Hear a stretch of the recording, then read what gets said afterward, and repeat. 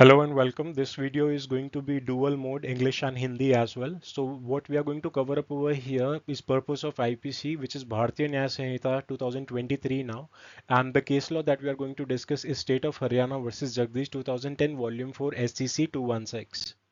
So the purpose of IPC BNS is basically it's the principal substantive criminal law of India. It defines the offences and prescribes punishments to maintain public order and protect society. So it follows four theories: deterrent, retributive, preventive, and reformative. And the case law that we are discussing, State of Haryana versus Jagdish, which is citation number 2010 volume 4 SCC 2016.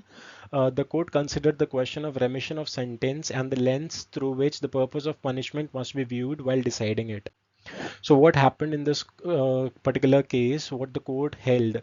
So punishment as remedial and sentence as purely punitive. So these were the two criterias held. Under the punishment as remedial, it was stated that if the punishment is taken to be remedial for the reformation and benefit of the convict, remission should be granted. And on this other side, considering the sentence as punitive, it was held that if the sentence is taken to be purely punitive to vindict the authority of law and in public interest to deter others, remission should be granted. This is the Hindi version for you in case if you need it for your reference for the BNS and the case law and what was held in this particular case law up over here.